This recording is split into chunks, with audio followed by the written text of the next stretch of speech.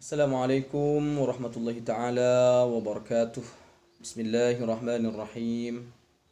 Tabarakalladzi nazzala al-furqana ala 'abdihi liyakuna lil 'alamin nadhira. Allahumma 'allimna at-ta'wil wa faqqihna fid din. Amin ya rabbal alamin.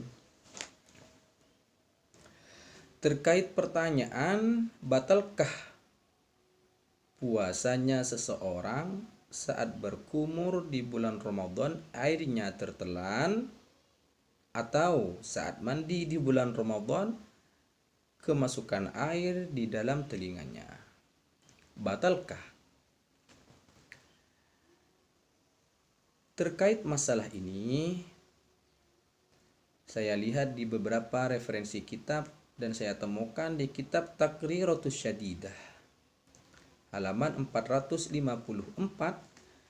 Di sana dijelaskan bahwa orang yang kemasukan air di dalam mulutnya, ketelan, airnya ketelan di saat bulan Ramadan, itu tidak membatalkan puasa dengan catatan melakukan perkara yang diperintahkan. Contoh misalnya,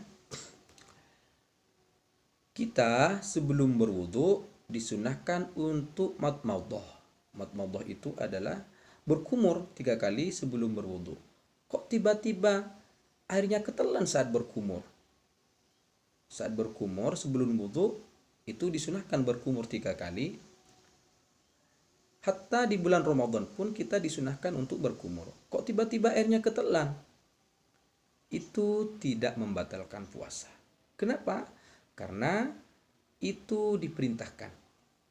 Beda halnya dengan kita berkumurnya tidak disunahkan. Contoh berkumur biasa, hanya ingin main-main air di dalam mulut kita misalnya, kok tiba-tiba ketelan airnya, itu yang membatalkan puasa.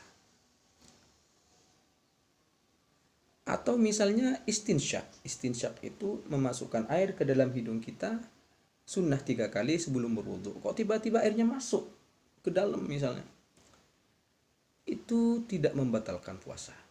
Karena istinsyak itu sunnah. Istinsyak itu sunnah.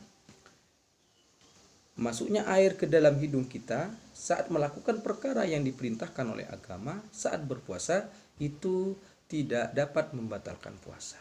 Karena istinsyak sebelum berwudu itu sunnah. Beda halnya kita memasukkan airnya tersebut karena main-main di dalam hidung, kok tiba-tiba airnya masuk ke dalam, itu yang membatalkan puasa. Karena perkara hal-hal tersebut tidak diperintahkan agama, tidak masyru'. Atau satu contoh kasus lagi misalnya, masuknya air di dalam telinga saat mandi. Banyak ini terjadi. Apakah membatalkan puasa? Masuknya air dalam telinga itu tidak membatalkan puasa dengan catatan mandinya mandi yang diperintahkan. Satu contoh misalnya mandi janabah, mandi junub.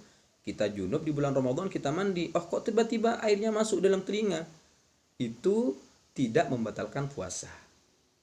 Tapi kalau mandinya litabarrud atau litandhif, bahasa kitabnya litabarrud itu karena pengen ngadem, pengen ngadem, atau mandinya karena pengen bersih-bersih saja misalnya.